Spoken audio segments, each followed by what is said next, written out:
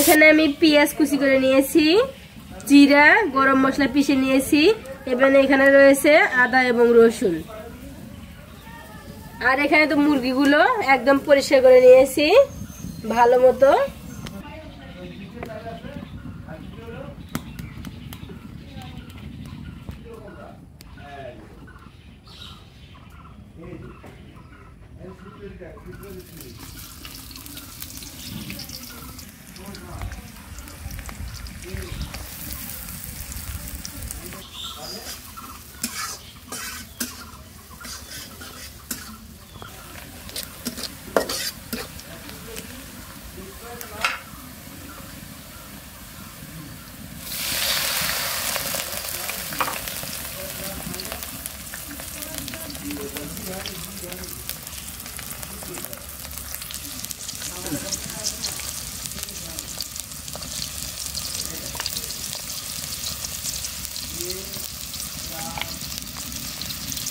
আজকে তুমি এভাবে আগে দেওয়ার কারণটা কি? আগে দিলে মশলাটা পুড়ে যায়, তরকারিটা কালো কালো হয়, সেজন্য আমি পরে দিলাম। একটু পানি দিয়ে দিলাম। ভিউয়ার্সরা হঠাৎ করে বলবে আজকে না অন্য টাইপের রান্না হচ্ছে। এরকম মশলা স্বাদ, যে স্বাদ যেটা মশলা সেটা থেকে যায়। আর আমি আগে দেই, আমিও ভুলছিলাম, আগে দেই মশলাগুলো পুড়ে যায়, স্বাদ থাকে না মশলার। এ বাবা, এই 10 বছর তাহলে তুমি ভুল সংসার করে যাচ্ছ। ভুলি, কিন্তু রান্নায় তো সমস্যা হয় নাই, মানে টেস্টটা তো নষ্ট হয় নাই। না, রান্না তো তোমার কখনো ভুল হয়নি, রান্না সুন্দরই হয়েছে সব সময়। তবে ভুল করে যাচ্ছ, এটাই তো বললা। ওই যে আমি মানুষের ভিডিও দেখি, দেখে দেখে ভিডিও থেকে শিখে নিয়েছি। ও যাক, তোমার তাও একটু উন্নতি হয়েছে।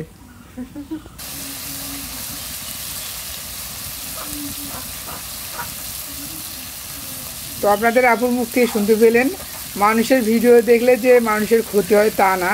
এই প্ল্যাটফর্মে অনেক কিছু শেখারও আছে। এই প্ল্যাটফর্ম সবার জন্য ক্ষতি নিয়ে আসে না, এই প্ল্যাটফর্ম কিন্তু লাভজনক। কিন্তু কিছু কিছু অসাধু ব্যক্তি এই প্ল্যাটফর্মকে ক্ষতি সাধন করে নেয়, নাকি বলো? তার নিজের কাজে ব্যবহার করে এই প্ল্যাটফর্ম। আমাদের এই প্ল্যাটফর্ম কিন্তু অনেক ভালো। যারা ভালো কিছু শিখতে যায় তারা ভালো কিছু শিখতে পারবে। হ্যাঁ,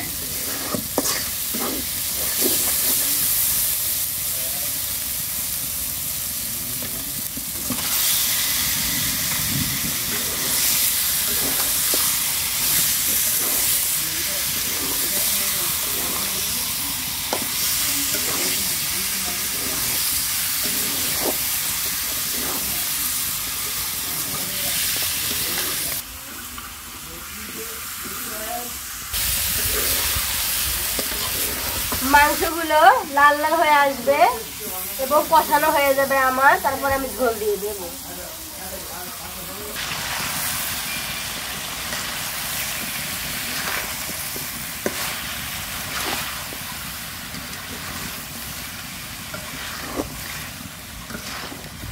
অল্প আছে এভাবে ভাজা ভাজা করলে মুরগির মাংস কিন্তু শক্ত হয়ে আসে আর খেতেও ভালো লাগে।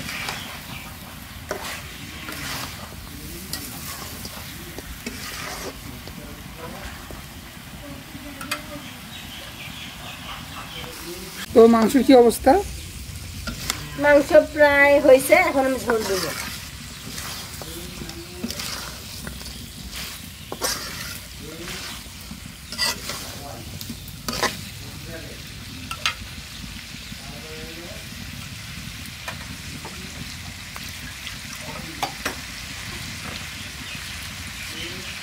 আচ্ছা, তোমরা এই বাটনা ধোয়া পানি সকলে দাও কেন? বাটনার ভিতরে অনেকগুলো মশলা ছিল, ও সেই জন্য বাটনা ধুয়ে মশলাগুলো দিলাম। আমি ভাবলাম আবার নষ্ট পানি কিসের জন্য দেয়। নষ্ট পানি কেন? তোমরা যে আবার স্বামীর এতটা উপকার করো, এটা তো স্বপ্ন ভাবতে পারিনি। লক্ষ্মী বউ, লক্ষ্মী বউ। অপচয় না করলে লক্ষ্মী বউ। কেন খারাপ বললাম আমি? না, খারাপ কেন বলবেন? ঝোল দেওয়া শেষ, এখন আমি ঢাকনা দিয়ে দেবো, কারণ ঝোল দেওয়ার পরে ঢাকনা দিয়ে দিতে হবে। চুলার যে সমস্যা, জালি চলতে চায় না। আবহাওয়ার কারণে এটা হচ্ছে গো।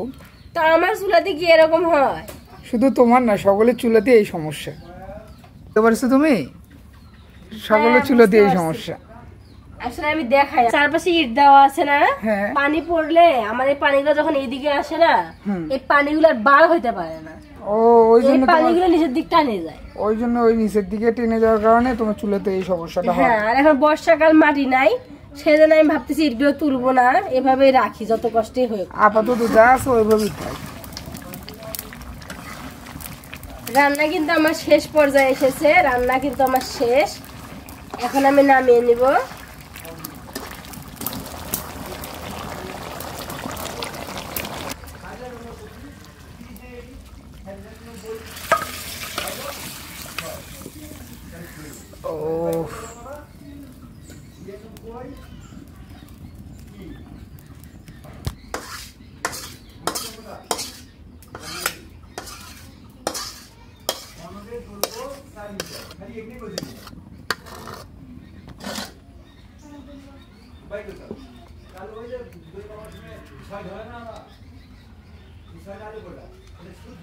রান্না বান্না শেষ, আজকের মতো এখানেই শেষ করছি। ভালো থাকবেন সবাই, খোদা হাফেজ।